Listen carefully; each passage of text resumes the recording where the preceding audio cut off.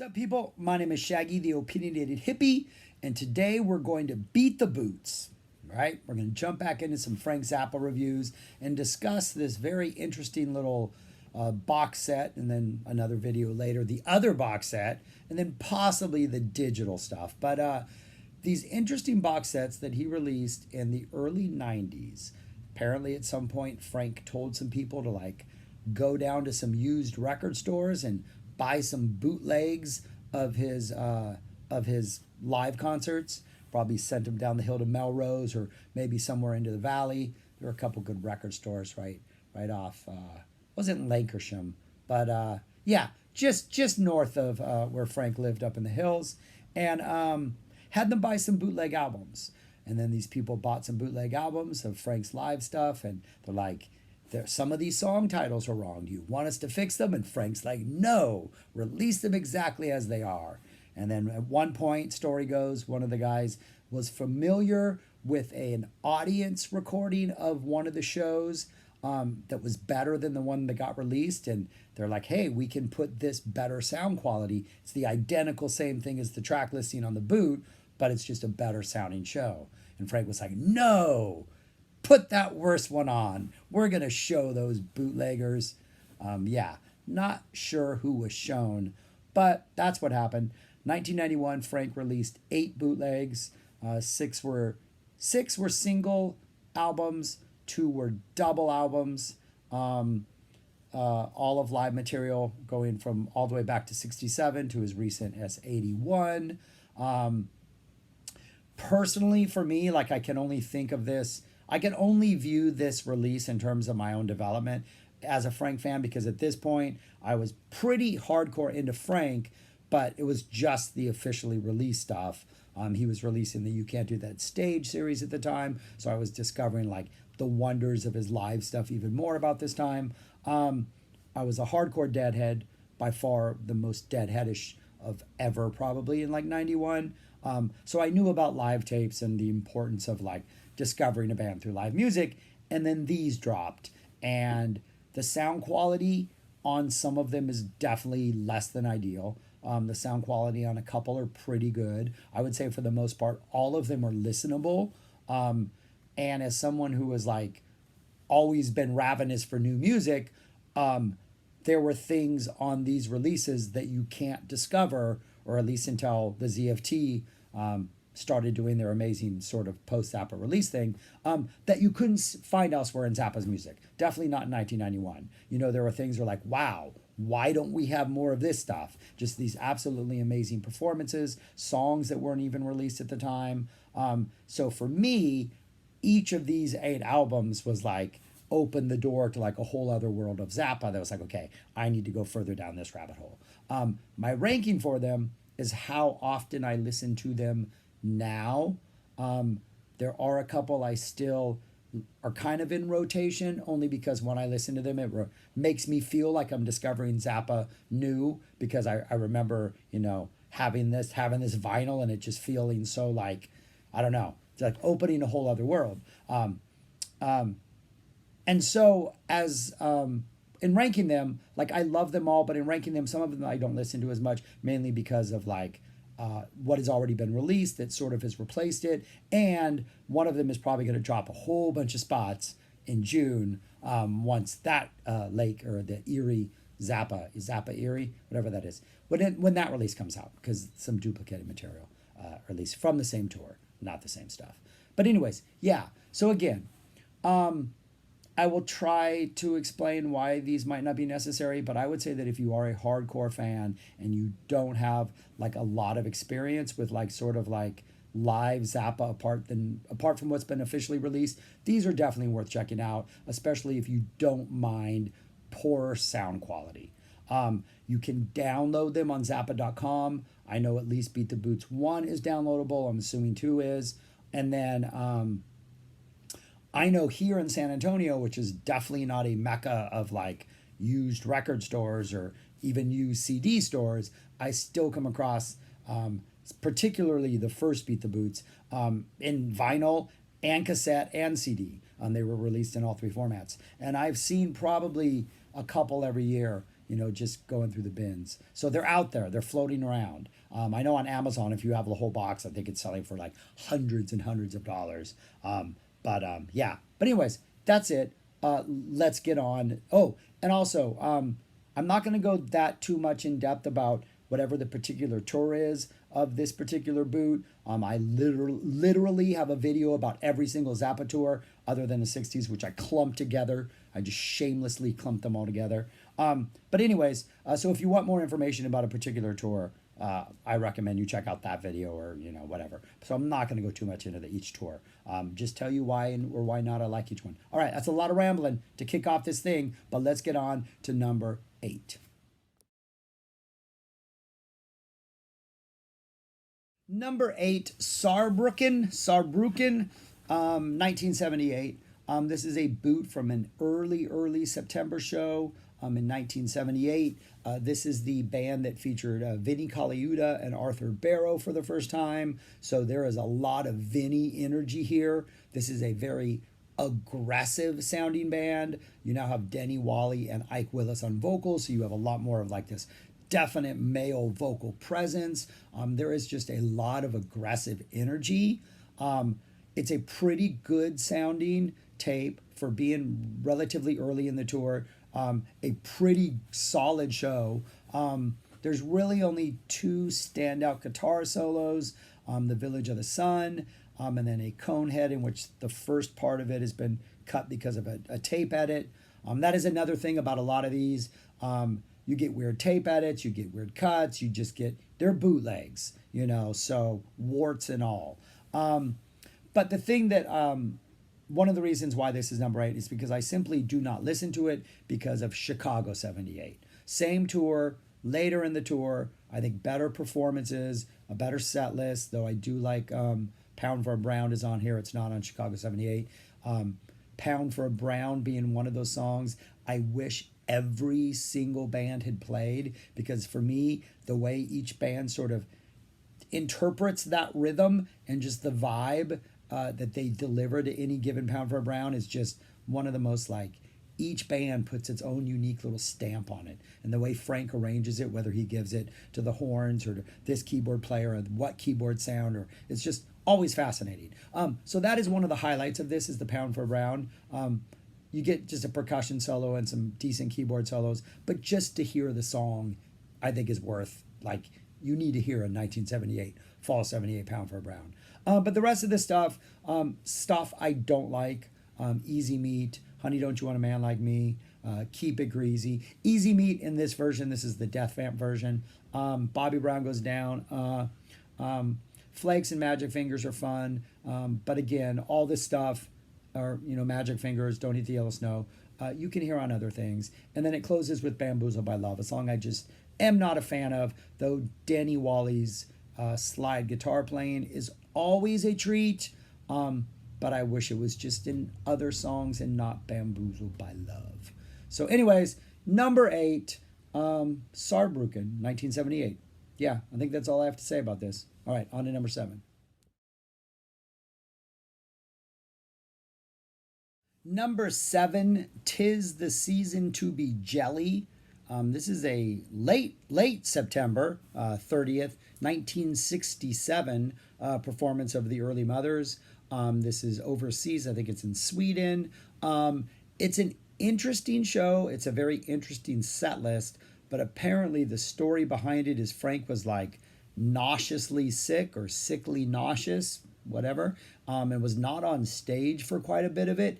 Hence, I will read through the set list. It really is just a bunch of little short songs played back to back to back. I think it's kind of fun. I've heard criticisms of this that it sounds really uninspired and just kind of blah, but I actually think it's a pretty interesting side of the Mothers to see, as Frank says on Meat Light, you don't need me, just play the music. And Jimmy Carl Black is like, no, Frank, they're coming to see you. Yeah, it's quite a different thing without Frank. There's a King Kong on it. It's like a 15-minute King Kong. It's not mind-blowing, but I don't think it's horrible. So it's an interesting listen. And I definitely think it's worth checking out at least once. But the set list, You Didn't Try to Call Me, Frank is present for that. It's pretty good. Petrushka, Bristol Stomp, Baby Love, Big Leg Emma, No Matter What You Do with a little bit of Tchaikovsky's Sixth, Blue Suede Shoes, Hound Dog, G, and then we get a King Kong. It Can't Happen Here on the second side. So yeah, very, very interesting. Not the most inspired performances, but a nice little snapshot of what like a 67 Mothers sounds like. So yeah, that's it. All right, number 7, Tis the Season to Be Jelly. Number 6, As and Am. This one fell quite a bit of spots upon release of Halloween 1981 because this is a single album. Side A is an interview snippet from Zappa complaining about how people are bootlegging his material, just the irony of a bootlegger putting it on, and then Frank then taking that bootleg and releasing it. Just there's levels. I don't know if it's irony, whatever it is, there's levels. And then 2 ridiculously fantastic 1982 guitar solos, one coming in the midst of a Let's Move to Cleveland, the other coming in the midst of a Charlena. My only complaint is Charlena should have come first and then Let's Move to Cleveland because they're both epic, but one is a little more epic than the rest. And then side B is 3 solos that have since been released as part of the Halloween 81 box set. A Black Napkins, a Black Page number 2, and The Torture Never Stops. The 81 solos, another complaint about the people who made the bootleg, they should have put the 81 solos on side A because as solid as they are, they do not hold a candle to what those 82 solos are. This was higher based on the fact that all the solos are good, but those 82 solos are fantastic. That Let's Move to Cleveland thing is ridiculous. And Charlena is good. But coming after Let's Move to Cleveland, you're just like, wow, this is amazing. But anyways, I'm glad it's on side A because I still actually listen to this because I will revisit those 82 solos often. That's why it's ranked at number 6 and not 7 or 8, even though half of it is something I will probably never listen to again just because there are better sounding versions of this in context. But yeah, I recommend checking this out or tracking down, or if you can get it on iTunes, just get Let's Move to Cleveland and Charlena. Just buy those 2 tracks if you already have Halloween 81, because I think those solos are fantastic. Again, not the best sound quality, but I don't think it's horrible sound quality. And I do think just whatever the energy and chaos of those guitar solos is, those come through in the sound. And that's really what matters. But yeah, number 6, As and Am.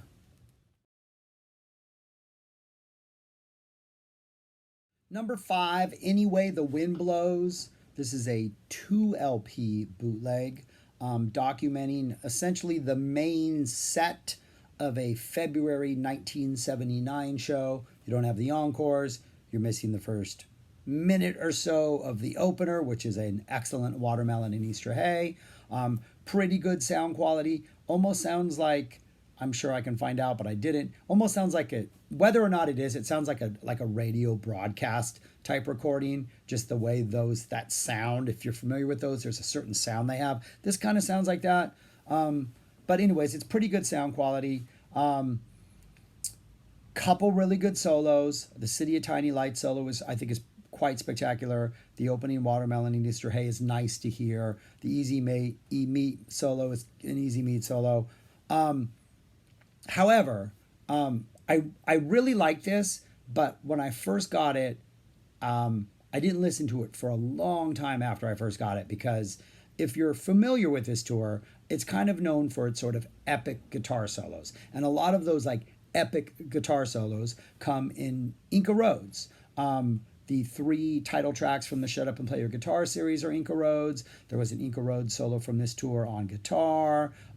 Occam's Razor, which was then released on One Shot Deal, but which was originally edited down and included as the guitar solo from Toto Line. On the Bus from Joe's Garage is from an Inca Roads. We're talking these solos are 5, 6, 7, 8 minute long solos. The Inca Roads on this release is 5.5 minutes long. The Inca Roads on this release is shorter than almost all of those Inca Road solos that have been released elsewhere by Frank. So that was a huge disappointment. I don't even think it's 2 minutes long. Huge disappointment, which I didn't get over for a while. Once I got over it, I realized that after that solo, that when they played that instrumental section with all those crazy runs, Arthur Barrow's bass just sounds like a beast. It is so heavy in the mix and up front and just sounds so absolutely nasty that it kind of redeems the utterly disappointing solo. But that is the one thing I really like about this release. I think you get, because it's not perfect sound quality, you get interesting points where certain instruments jump out in the mix that Frank maybe would never do, or any normal producer would ever do. So you get these weird mixes. You get the awesome where Frank does the intros and he introduces Warren Cucurullo as Sophia Warren, and then Warren starts playing the intro to Dead Girls of London, which is just this heavy dun dun guitar riff. You get the great sounding Brown Shoes Don't Make It. The Jumbo Go Away sounds good, even though it's got a really harsh break in like the crazy instrumental section.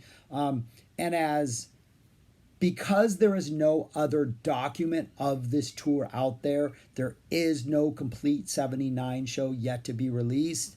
This is the place to go for that. And so the second half of the show, which has 3 one-size-fits-all songs in a row, Andy, Inca Roads, Florentine Pogan, you kind of take a dip with Honey, Don't You Want a Man Like Me and Keep It Greasy, songs I just don't like at this point. But then you get an okay, The Meek Shillin' Here at Nothing.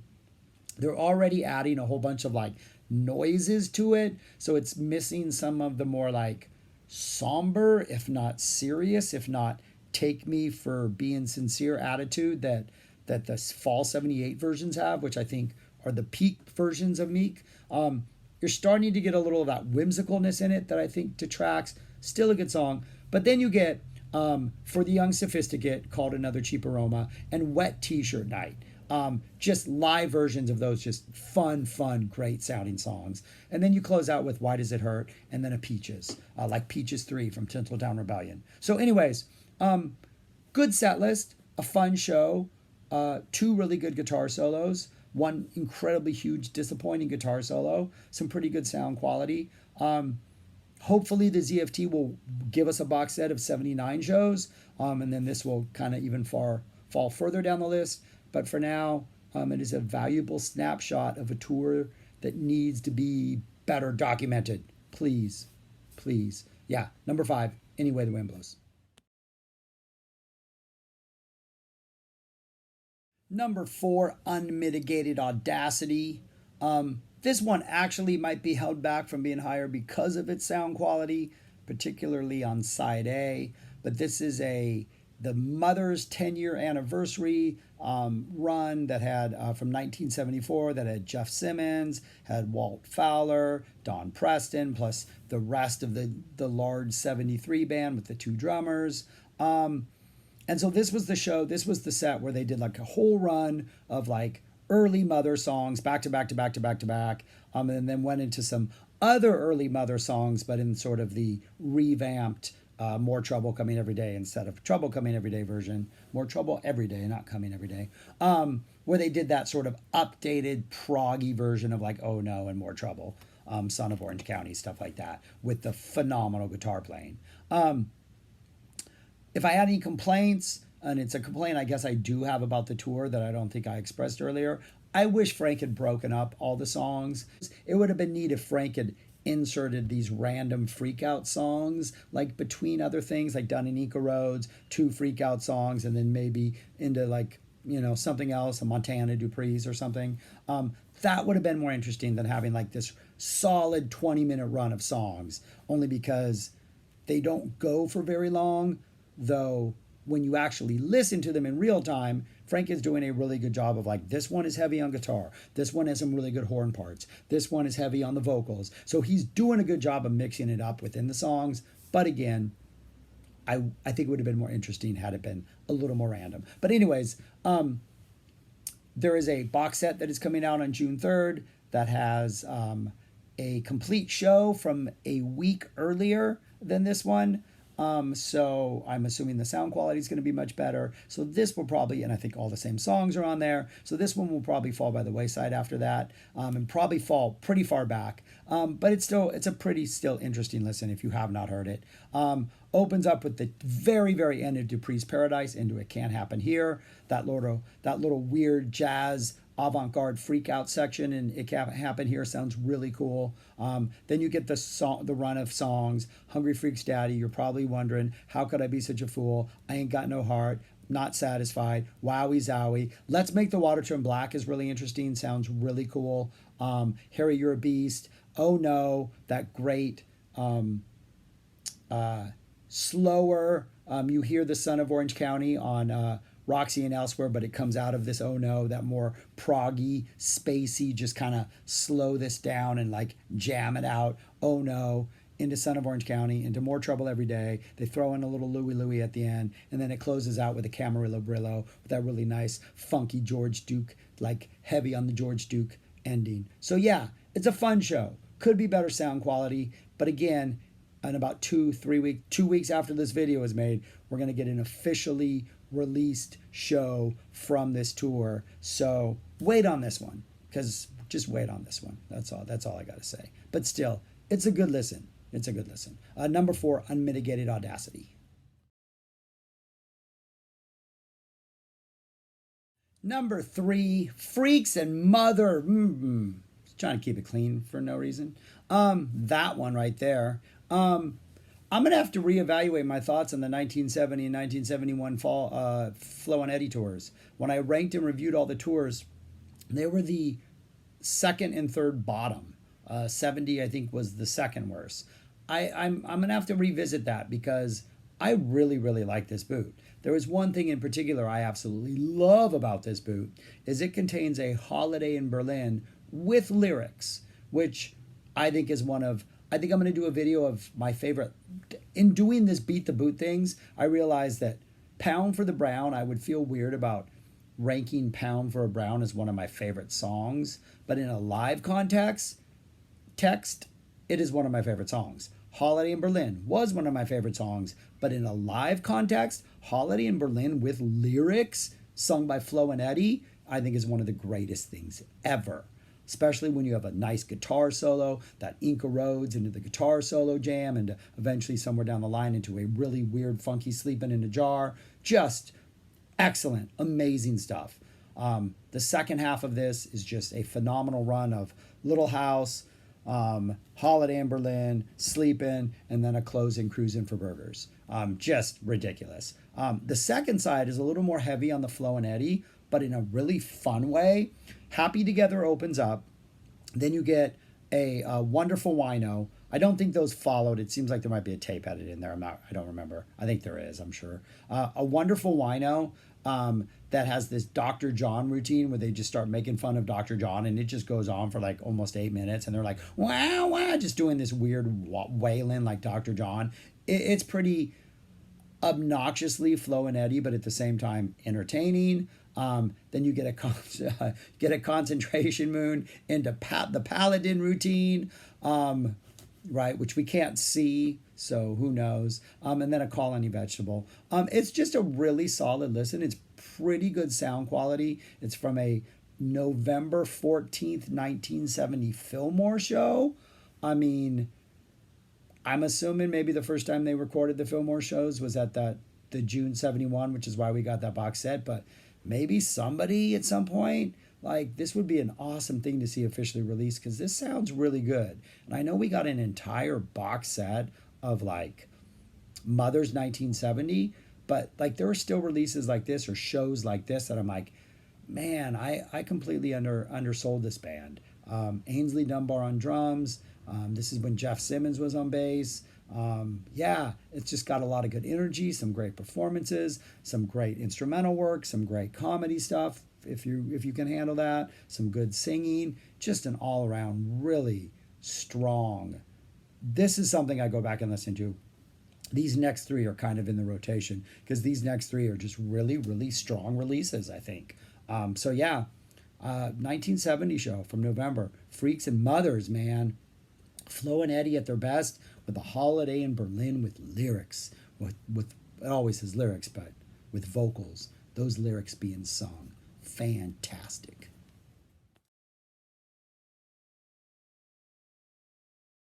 Number two, The Ark. July 8th, 1969. This must be one of, if not the last shows the 60s mothers ever played, right? If I'm not mistaken. Just a really good sounding tape, a really good sounding show with just an interesting, it's the mothers, man. You get a Big Leg Emma, you get some ballet music, which at the time when this came out, clearly Gregory Peccary was music from Gregory Peccary was the early section of Gregory Peccary was taken, or this music was used in Gregory Peccary. So that was one of the first like what moments I think I ever experienced with Frank, was like hearing this and going, that's that thing on that other album, Studio Tan. A Status Back Baby, a Valerie, a My Guitar with a really sweet jam, and then the entire second side of the LP consisting of an Uncle Meat into like it says like a drum duet, and then that goes into an epic King Kong. So yeah, one of the last shows of the Mothers. It sounds great. The performances are great. The set list is great. It's got like a first half that is kind of a bunch of different shorter songs, and a second half which is just a monster instrumental section. Yeah, don't know what else to say about this other than it's a really, really good listen, and I encourage you to check it out. The Ark, number two. Number one, Piquantique A. Piquantique? August 1973, All Hail Jean-Luc Ponty. Man, he is good on this. He has found his voice and he is using it for good. Especially on the redunzel. There's a redunzel on here, and when it is his turn to solo very early on, he attacks with a flurry that is just like, will not, if you're standing up, it's going to knock you off your feet. The first side is a bunch of shorter songs, including a To Mercy Dween from the Roxy shows. The second side is Farther Oblivion, which still sounds great. I think this was a radio show. There is video footage of this out there on YouTube. But the Farther Oblivion, again, this was something where like I knew Frank's his studio work or his official releases, and then this boot comes out and they play this song called Farther Oblivion, which I've never heard before, and the first half is clearly from Gregory Peccary, and then there's like a solo, and the middle part is clearly the bebop tango, and then the third part is clearly Cucamonga, or at least the music to Cucamonga, like what is going on here. But again, the performances are great. The band is incredible. Ralph Humphrey, I think he is so comfortable, and like he is killing it at this point in a way that I don't think he killed it, in the spring summer tours. The first half of this is Kung Fu, Redunzel, the beginning of a Dupree's Paradise, in which there is video footage of this Dupree's Paradise, but in this one, this is the one where it's like during George's solo, Frank is like, George just said that it's cold. It's colder than a mother out here. Man, it's cold. It is so cold that we're freezing our little fingers off. And it is just one of the best like Dupree's Paradise openers like of ever. It is just absolutely amazing, funky and fun, and the band interacting, and just absolutely amazing. Kind of the thing that probably sent me down the road to seeking out as many like Dupree's Paradises with this George intro as possible. Again, we don't get that full thing before it goes into the To Mercy Dween from Roxy, but then the second side is a Farther Oblivion. Just an excellent, I don't think it sounds as good as The Ark, but it's still a pretty good sounding show, especially for the era. Great performances. Love this band, and Jean-Luc Ponty is absolutely in peak form. Number one, Piquantique. And that is it. Those are the 8 Beat the Boots and what I personally think of them. Those were my opinions. So anyways, let me know if you're familiar with these, what you think about them. what you don't think about them, whether you think they're a complete waste of time, and whether I'm even crazy talking about them. But I do think that like these are things like, you know, the Zappa, the Frank Zappa fan spectrum. It's a lot of S, P's, and F's to say in 4 words. The Frank Zappa fan spectrum. Like, if this is casual and this is hardcore, like, you have to be farther towards the hardcore, I think, to find much out of these, just because there's weird edits. You know, some things are spliced, so they're out of sequence. There are drops in the middle of songs. You know, the audio and the mixes are all over the place. But if you are one of those people who really have that sort of obsessive nature and that tendency, and you want to hear like the warts and all and things that you will never hear elsewhere, like, definitely the top 3, the top 4 for the next week, and even number 5, the top 5, Any Way the Wind Blows, all have something. And the 6, those 2 solos on As and Am, yeah, you just saw the videos, you know what I said about them. Anyways, yeah, they all have something I think worthy to offer. Yeah, beat the boots. But again, sound quality, don't blame me if you're like, dude, that sounded horrible. I'm trying to warn you, man. You might not like the sound quality. But anyways, comment like an adult, like a respectful adult. Yeah, you know how it works. Comment, like, share, peace, all that kind of stuff. And thank you for watching. All right, bye. Peace. Take care.